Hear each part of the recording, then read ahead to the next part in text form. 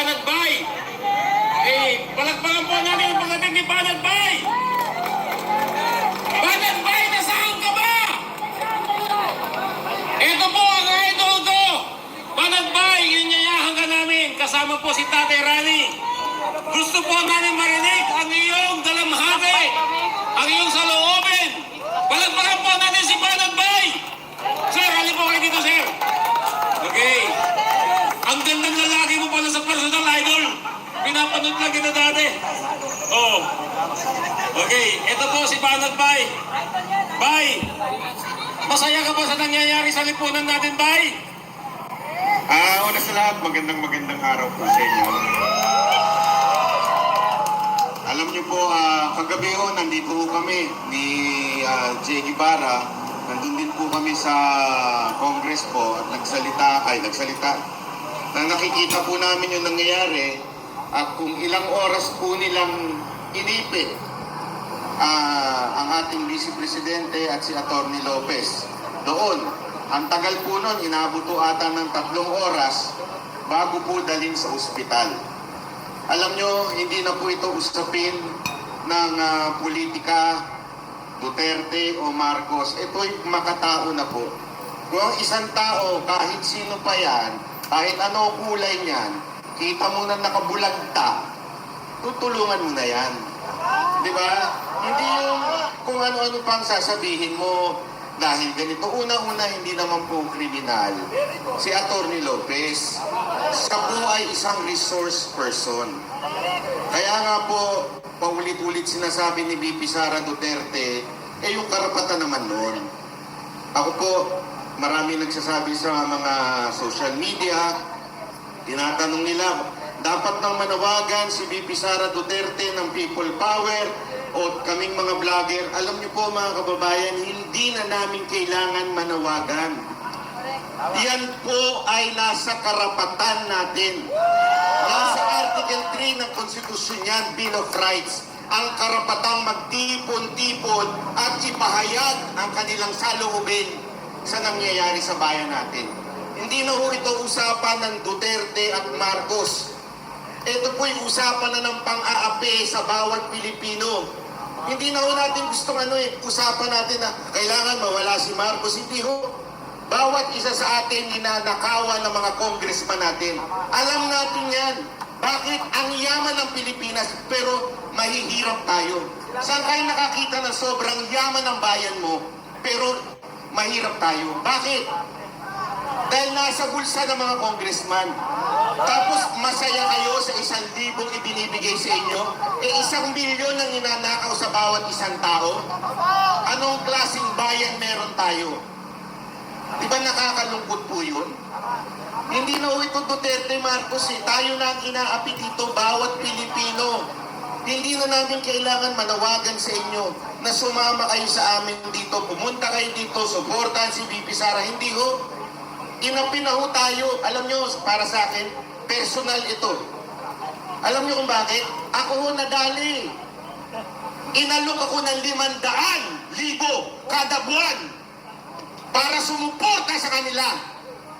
Nung tinanggihan ko, ano meron? Kaso. Etong linggong to, pupunta ako sa Legazpi para harapin ang kaso ko. Bakit? Hindi lang ako pumayag sa 500,000 kada buwan. Sana natutulog na lang ako Nagigits niyo yun? Pero hindi kaya ng konsensya ko na patikusin si VP Sara Duterte nang walang dahilan. Sana kung tarantada yun, okay Araw-araw natin banatan, pero hindi ko tama Hindi ako nagpapaka-righteous, nagpapaka-banal. Kailangan ko yung pera. Pero masama na ho yun Isipin nyo, kaninong pera yung mapupunta sa akin? Pera ninyo. Sa inyo galing yun. Di ba sa inyo po galing yun? Kukunin ko para siraan lang ang mga Duterte. Kaya nakakalungkot yung mga vlogger dyan na dating sumusuporta sa Duterte, putang ina ninyo, pumupunta pa kayo sa EDSA? Di ba pumupunta pa kayo sa EDSA? Tapos ngayon sisiraan nyo si Duterte? Tama. Sa halagang magkano? Huwag na tayo maglukuhan. Pantsupa nyo yan eh. Yun ang totoo. Dahil wala kayong matsuchupa kung wala kayong pera. Kaya nyo tinanggap yan. Sorry, pasensya na ha, kung masama yung ano, kung may mga bata dito. Pero totoo yun eh. Yung isa ka na, nandito na sa yung kay Chumuchupa eh. Bakit? Kasi mukha kayong pera eh. Mabuhay lang kayo ng sapat. Yun lang naman po sinasabi natin dito. Dahil marami nang sinira ang pera. Eh yung isang chihuahua nga eh. Alam nyo ito ha, sinabi sa akin mismo ito ni Yorme. Alam mo ba bakit sinisiraan yan? Utos sa kanya yan eh. Noong una, siyempre, parang totoo kaya yung sinabi ni Yorme sa akin? Pero lumabas mismo sa bibig ni Vice President Sara Duterte nang nagsosorry sa kanya, huwag niyong personalin kasi kailangan lang namin ng budget. Bakit? Matatalo na kayo sa Maynila eh. Yan ang katotohanan. Talo na kayo sa Maynila, kaya kailangan niyo ng pera. Di ba? Kailangan niyo ng pera dahil hindi niyo kayang talunin yung umayos ng Maynila. Tapos ngayon, dahil lang para sisiraan niyo ang ating Vice Presidente, na oo, hindi ko perfecto yung maali. Itong mga kapulisan natin, alam niyo po yan. Nananawagan po ako sa mga kapulisan na nasa paligid ngayon. Kayo po, binawasan ng pensyon nyo. Alam nyo kung bakit? Dahil kailangan nila ng ayuda para manalo sila sa boto. Ngayon, babawasan ng general nyo. Bakit? Kailangan din uli nila ng pera para sa ayuda para manalo sila. Kanino kinukuha? Sa pulis. Tapos sinusuportahan nyo ngayon? Oh, di ba? Yan ang sinusunod din yung utos.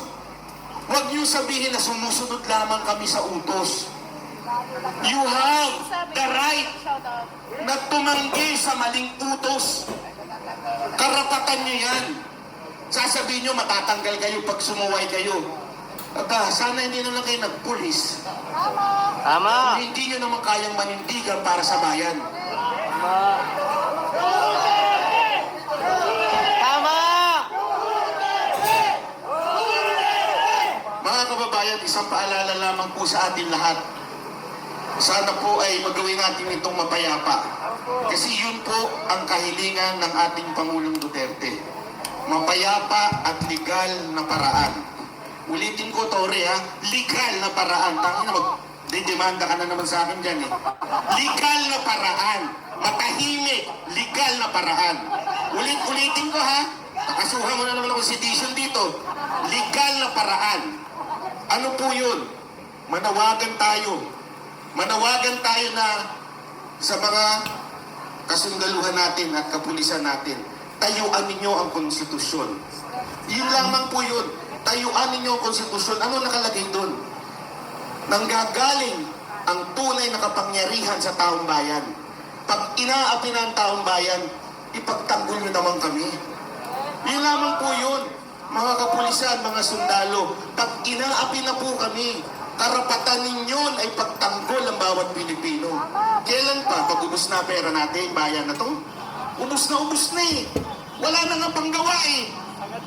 Kaya nga pinalitan na yung bill ng bill better more. Bakit?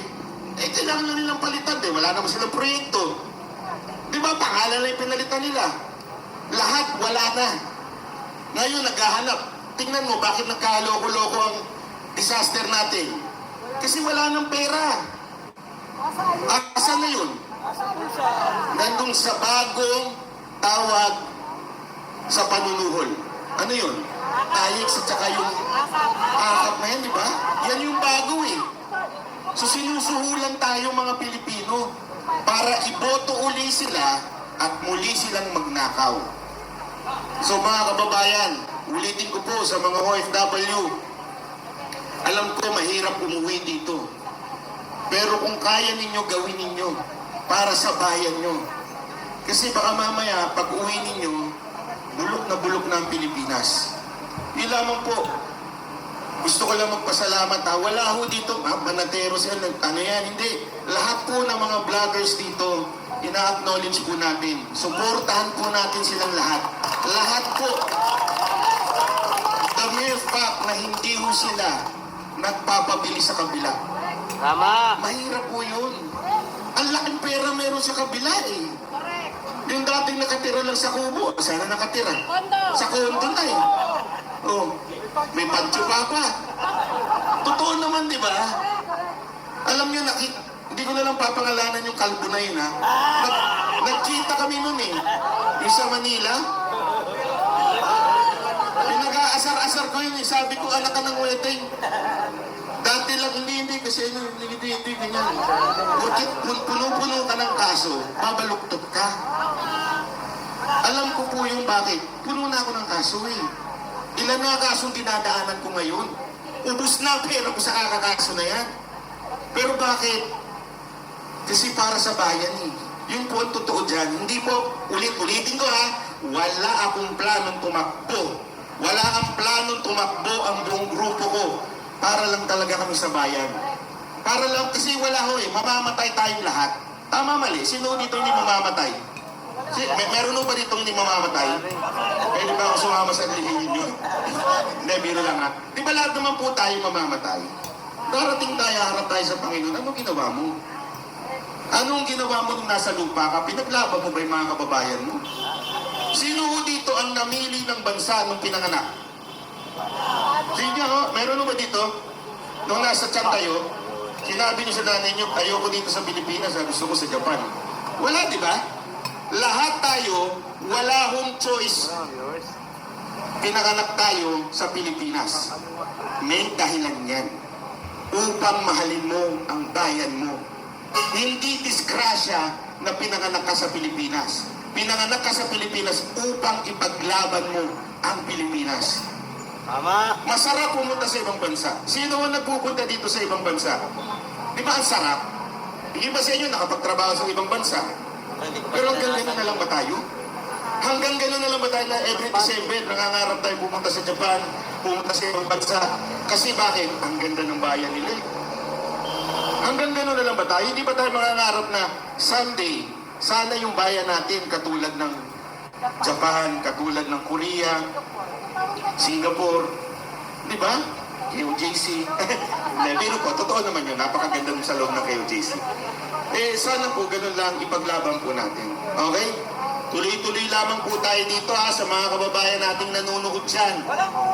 Walang uwi at pumunta kayo dito. Pumunta kayo dito. Huwag nyo nang antayin na manawagan pa ang mga vloggers sa inyo. Pumunta na kayo dito. Sumaglit kayo dito. Huwag nyo nang antayin na manawagan pa si VP Sara Duterte o si Pangulong Duterte. Dahil ang balita ko, pupunta rin yun. Dali-balita lang naman. Hindi ko pa naman sinasabing totoo yun. Pero sana ho pumunta po tayo. Ipahayag lang natin na mga congressman, ang kapangyarihan nyo nang gagaling sa mga Pilipino. Yun lang.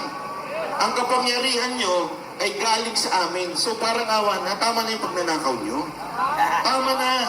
Parang awa nyo, tama na. Ubus na ang pera ng Pilipinas. Kailan pa kayo tatayo? Pag kumakain na kayo ng bubo? Thank you po. Hindi, o tanong ko siya, kailan pa ho kayo babangon? Yun, ang tanong dyan, kailan pa kayo babangon? Ingat din po kayo dyan. Pag wala na, walang-wala na tayo, sobrang hirap na natin. Ngayon nga, sobrang hirap na natin eh. Alam niyo, ang ganda nung sinabi ni VP Sara Duterte. Di ba tinanong siya kung mananawagan siya? Ang sabi niya, mahirap kasi ngayon lumabas yung mga tao dahil naghihirap. Tama siya na mali. Tama siya na naghihirap talaga ang Pilipinas. Pero sa akin, habang naghihirap tayo, mas may dahilan pa nga tayo lumabas eh. Para ipakita natin, tama na pag nanakaw nyo, kawawa naman na kami. Ubus na pera ng bayan natin. Di ba? Anong itsura ng Pilipinas ngayon? Puro hukay, puro traffic, Kurap na mga enforcer.